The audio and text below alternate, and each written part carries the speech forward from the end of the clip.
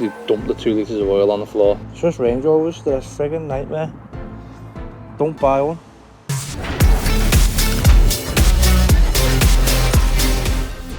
Right, major disaster. Went on holiday last week. Basically, Range Rover's absolutely pooed its pants. Now, I don't really know what's happened. That's the idea of today's video, really. But I do know it spat all its oil out when it pulled up in the services. The amount of oil that leaked out the engine when I turned it over at the services was horrendous. Basically, I got to the services, checked the oil, because the oil light come on and stayed on when I stopped. There was no oil in it. It cost me 40 quid for 2 litres of oil. Put it in, started the car, turned it off straight away, looked under the front of the car, and it had literally dumped the 2 litres of oil on the floor, all over the car park. Now, I spoke to a lad at work, and apparently these are common for the oil seal on the oil filter failing. So, I'm just going to have a quick look at that, because I've not even looked at it yet. I literally just got recovered. 350 quid to get recovered off the M5. My own fault for not having breakdown, really, but I've never had breakdown, so I'm still quids in, because this is the first time I've ever been recovered in like 15 years of driving. Now, down there is bone dry with oil, so that's not the problem. Oh no, it's not bone dry with oil. It has got oil everywhere there. There's a good chance that might be the issue.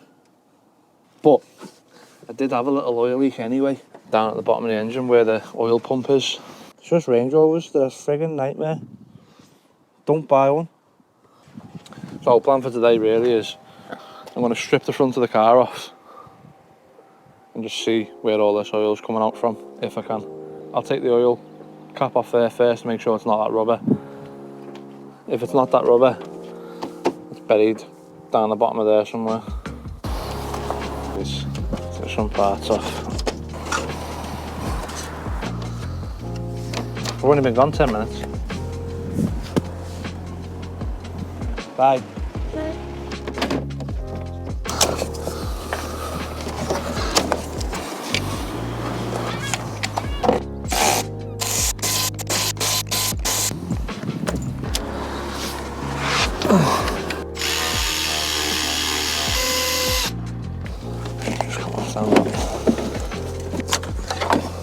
Got a hose here. Oh shit.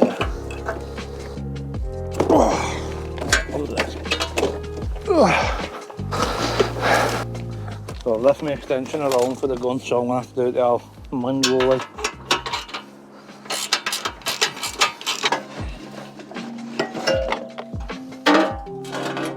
Crash bar off the back. So now we can see there we've got headlights, grille, bumper, crash bar off. I just need to get rid of all my water and then take all the scuttle panel off with my rad. I'm sure that my rads and everything come out as one thing. We'll find out in a minute.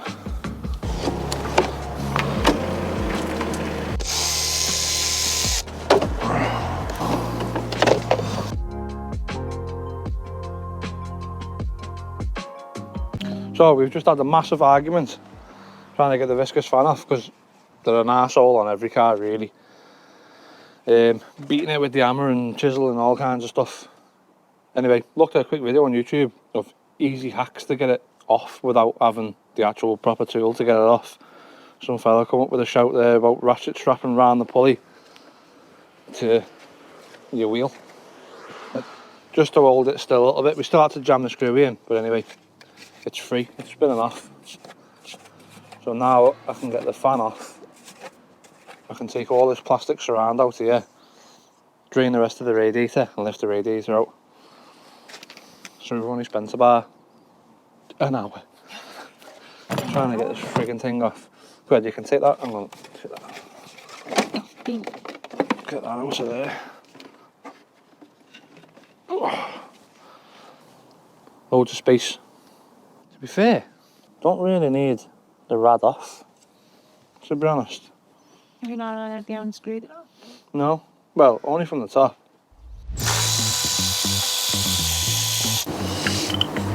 So I've just took the auxiliary belt guide off.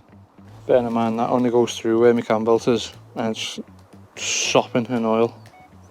And it shouldn't be, because this is not a wet belt.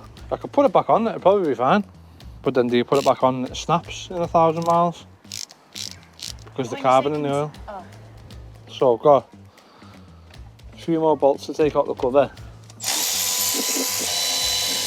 Oh, look at that. Yeah. Loads of oil in there. Anyway, there's loads of oil. It's defo that friggin' oil pump. The bottom of the car's literally, the whole bottom of the car is literally full of oil. So it's been leaking when I've been driving. Oh, look at this. Don't lie. Oh, no, it's not. No, it's not.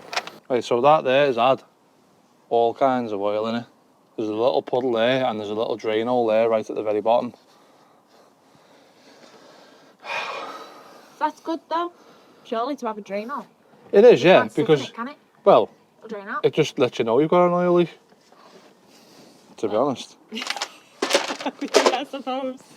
So we've got all kinds stripped off the bottom of here now.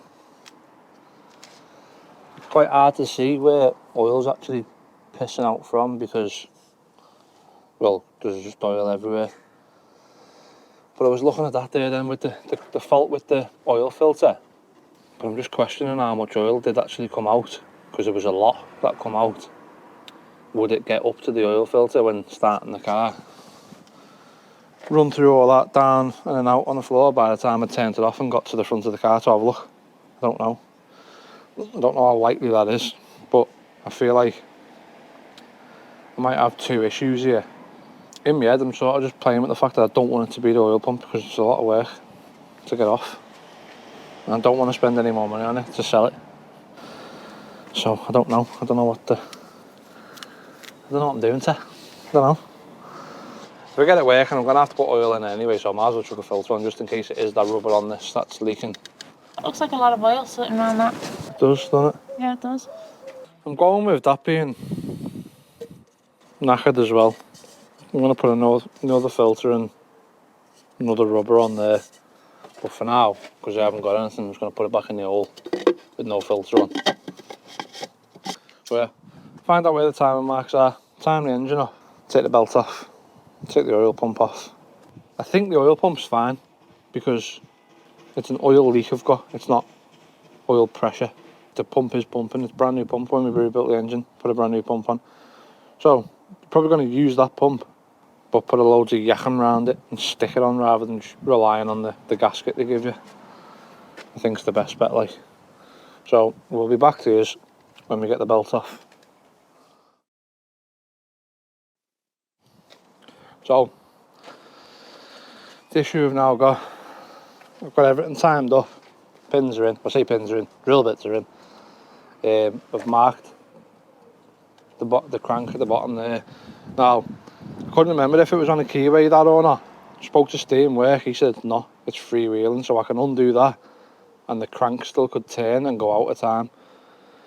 So I was trying to avoid basically taking the starter motor out and locking it up from the flywheel side, which is an absolute mission of a job to do here without having the ramp.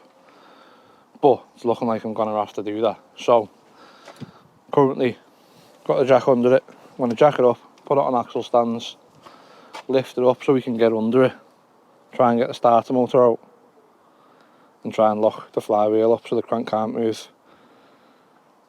Then I can take off this big nut here, take the cam belt off, take that gear off, and I just, out of curiosity, before I took everything apart, started it the way it is now. I basically took a quick video on my phone in case I missed where the oil was coming out before I turned it off.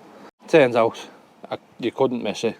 It's literally the seal that's behind there has failed, and I cleaned all this before. I literally just gushed another 2 litres of oil out. Go on.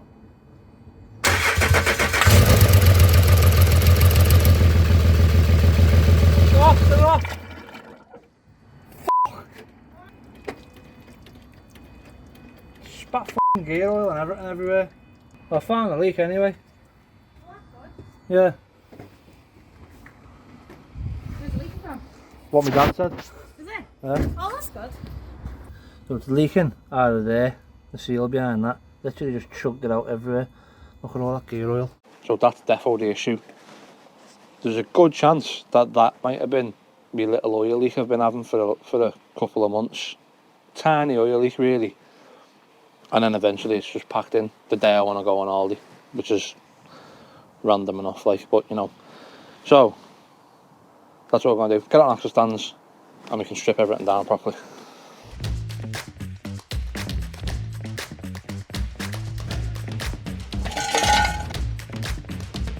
Whoa. Now I've got a line all that fucking on it. So there's literally just absolutely oil everywhere, spread all the way down the length of the car. And I need to get under there. So about here somewhere. Is it? No, it might be through that gap there. It's going to be an absolute nightmare to take the starter motor off and then lock the flywheel up through the starter motor hole. But I want to come back to you when I've done that because it's going to be a process and a pain in the ass. I want to say a big thanks to OBD11 for sponsoring today's video. OBD11 is a great little tool to have. It's like a little diagnostic tool that'll fit in your pocket. It's got OBD2 functionality, gives you engine insights. You can diagnose faults and unlock hidden features in the car. So if you're an experienced mechanic or just a hobbyist, OBD11 will sort you right out with this handy little tool. You can also use code TVR at checkout to get a tidy 10% off, or you can click the link in the description below. Right, to connect to OBD11, all you've got to do is plug in the OBD reader into the diagnostic port, put the ignition on and click connect. It'll take a couple of minutes to read all the different ECUs and all that, and then it'll give us any fault codes. So one fault found, it says it's with the transmission. OBD fault code U0121, and here you can just click on the Google sign and it'll tell you a description of what the fault will be. OBD11's one-click apps makes it really easy to customise things on your car. For example, you can customise your headlight adaptation for when you're driving abroad, so you're not blinding other drivers with your full beam. Hey, like that. You can also do needle sweep, automatic folding mirrors when you lock your car, and my personal favourite, turn off stop start. So it's about the same price, if not slightly cheaper, as putting your car in the garage to get a mechanic to diagnose your car, but yet you've got this for life. So OBD11 is not just limited to VAG or BMW, it's for all other motors newer than 08. So thanks again to OBD11 for sponsoring today's video, and don't forget to use code TVR at checkout for 10% off. So right guys, got everything timed up, just pulled the belt off, flywheel started. I ended up having to take the starter motor out and lock the flywheel up as well because it was just a nightmare to try and get off. I went and borrowed my mate's gun as well, which is a bigger gun to my dad's gun, because ours wouldn't do it, my dad's wouldn't do it, so I think we need to invest in a snap-on gun, to be honest. But, belt's off. I'm just going to pull the crank gear off now.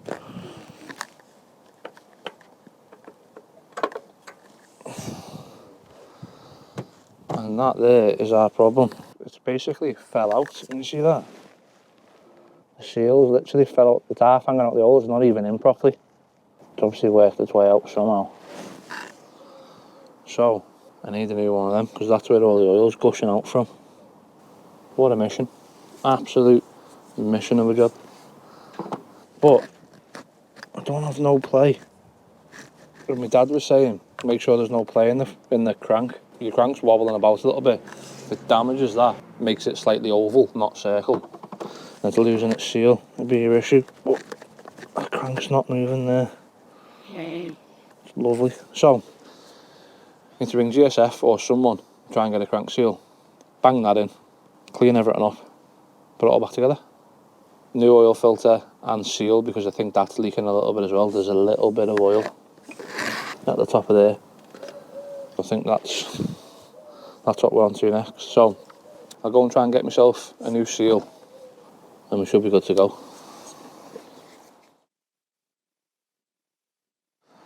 Right, so new part, and all this work for a 15 quid fix. 15 quid.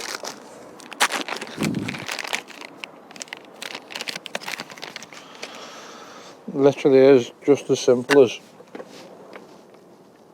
push it back in the hole. Simple as that. You get a little plastic guide thing with it, so your plastic guide fits over the end of your crank, and then you can push.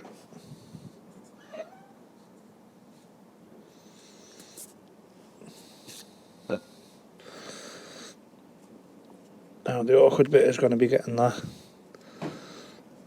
in there.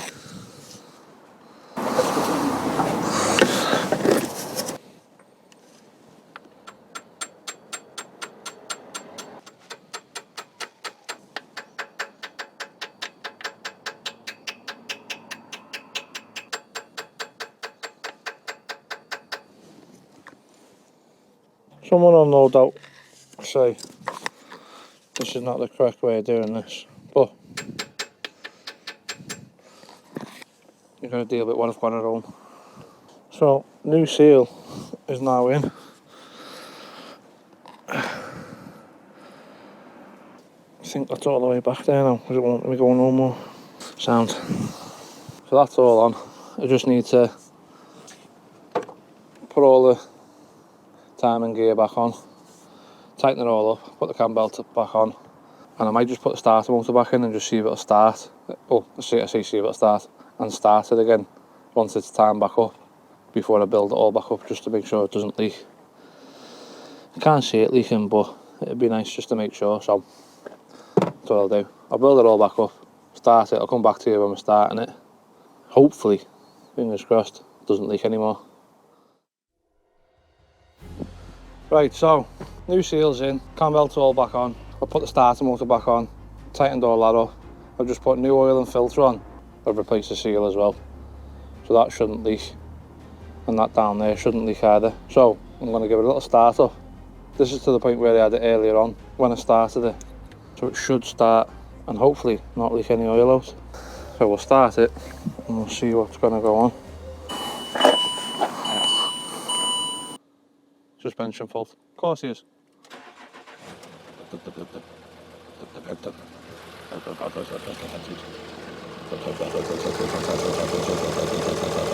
It's not leaking oil.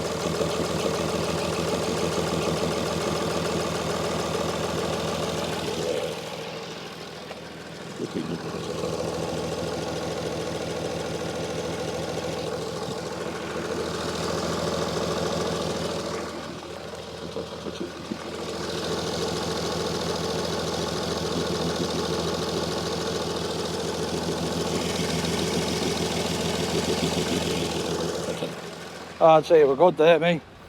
So what I'll do now is I'll basically put it all back together properly, go out for a little drive, and hopefully she's still not leaking. I'm hoping that's the same oil leak I've had for a little bit as well. I've had an oil leak for about two months or so. Little tiny oil leak, and then I'm guessing it just gave way completely, and that was the oil leak I've had. So I'm hoping I've fixed 2 issues in one go there, because there was a little bit of oil at the bottom of the oil filter, so that might have been leaking, but only slightly, and then that was gushing out. So we'll get it all built back up.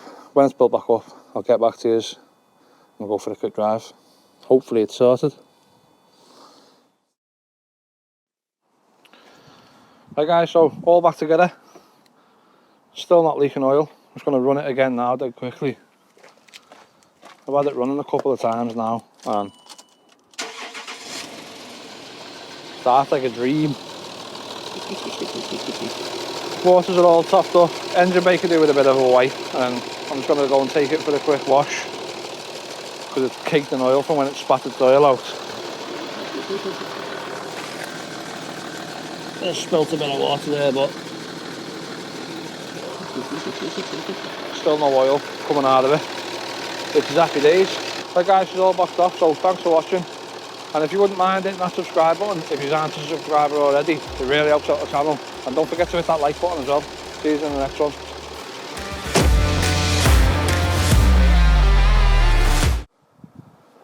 Right guys, so we've managed to get... Think better when you talk to yourself. So, at the start of that video there, there's an old lady walked past, thought I was talking to myself. She said she feels better now during the day because she thought it was just there.